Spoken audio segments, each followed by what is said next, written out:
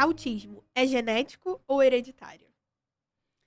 Essa Vamos chega a lá. ser, por uma época chegou até a ser polêmica, né? Acho que hoje em dia já tá mais estabelecido isso. É. Na verdade, vamos lá, vamos botar autismo é genético ou hereditário, eu acho que a gente precisa pensar que o autismo é multifatorial, né, acho que é o primeiro ponto. Autismo não Primeiro, vamos entender o que que é genético e o que que é então hereditário, fala. né? Acho que é bom.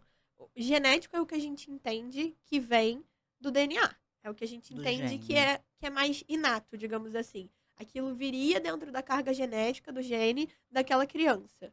Porque foi passado de geração em geração, né?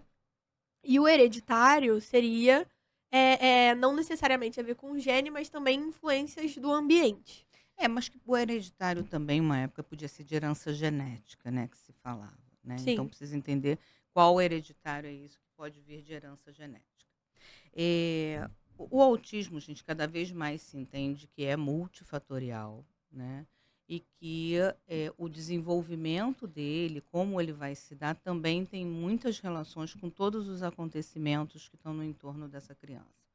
A gestação, o nascimento, as interações que essa criança vivenciou e como vai transcorrer esse desenvolvimento aí até o segundo ano e meio de vida, né. Existe um fator que é um fator muito importante que eu penso no estudo das neurociências, que é a poda neural. Assim, entender a poda neural faz entender uma série de coisas sobre o autismo. Vamos pensar que eu vou fazer por uma analogia. Vamos pensar aqui que existe uma árvore e que ela está ali começando a se desenvolver e que vai acontecer uma poda nela para que ela abra novas ramificações e tenha novos caminhos. A poda neural, a falha na poda neural, que se fala que acontece no autismo, ela acontece por quê? Na hora de acontecer essa poda, que é por volta de 1 ano e meio e 2 anos de idade, é como se falhasse. Então vamos supor assim, aqui estão todos os galhos dessa árvore e você começa a poda, mas ela falha, ela só vem até aqui ou ela vai até aqui e não vai nessa parte, tá? E isso significa que esse neurônio não vai dar novas ramificações. É como se ele, acho que vou usar o termo que está me vindo, como se ele ficasse encruado ali e não vai fazer as novas conexões, as novas ligações que precisaria para Ou que o pode fazer de uma desenvolvimento forma mais consiga, fraca, né? ou vai se conectar mal, ou vai se conectar de uma maneira mais fraca, exatamente. Então, pode não acontecer. E isso pode a poda, a falha da poda neural, ela pode acontecer desde de uma pequena falha só no primeiro, nessa rede de neurônios, né, eu estou supondo aqui que nós temos 5 redes de neurônios. Só na primeira, pode acontecer em 3 e pode acontecer em todas e pode não acontecer parcialmente em uma. Então, e tudo isso estaria enquadrado dentro do espectro, né.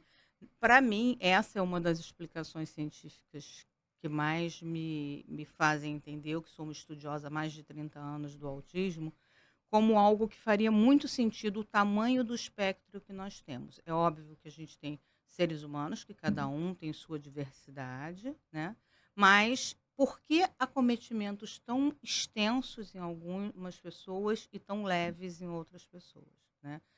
Então o espectro estaria bem explicado nesse sentido, né. Isso. Agora, o que leva a essa, falha da poda neural e que aí são os fatores que podem ser genéticos E e hereditários. hereditários, né. É, a gente entende hoje que já tem alguns genes sendo estudados e que são atrelados ao autismo, mas ainda não foi descartada a ideia de que existem influências ambientais também para as questões do autismo, né? Uhum, Que são uhum, menores, hoje em dia a gente entende isso, que é majoritariamente hereditário, genético, sim. mas a gente ainda entende que existem fatores que influenciam. E aí, assim, um papo informal, assim, se a gente pensar que a vida, eu acho que o autismo existe desde sempre, obviamente que tem mais pessoas sendo diagnosticadas hoje em dia e a população é maior de uma maneira geral, mas se a gente entender que esse cérebro, que já vem com algumas características que o fazem ter sensibilidades, vamos chamar assim, tá? E está exposto a um mundo calmo, tranquilo, onde as coisas acontecem num ritmo leve, onde o Rotina. tempo das coisas é bem devagar, tem rotinas mais organizadas. A tendência é que isso não vá se tornar uma coisa, muito intensa, vamos dizer assim, ou que Disfuncional ou talvez até desadaptativo, né. disfuncional, talvez nem disfuncional, nem desadaptativa, né, porque assim, entre o como o seu cérebro funciona e vai se adaptando e vai se desenvolvendo, é como se tivesse um tempo melhor para tudo isso acontecer numa época lá atrás.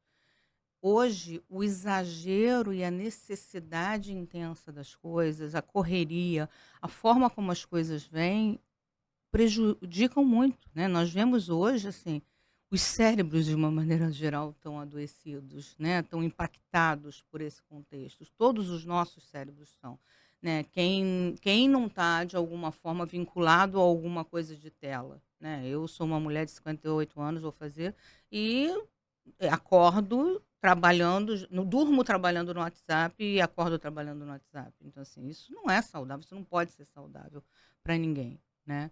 Assim, o número de telas, fora aí todas as redes sociais que as crianças estão expostas, né, coisas cada vez mais curtas que levam o cérebro a entrar numa ativação muito rápida e sem função, É, e né. para esse cérebro que já busca coisas diferentes sensorialmente, eh, tem claramente um acometimento que pode ser, atrelado a esse tipo de coisa, né. Uhum.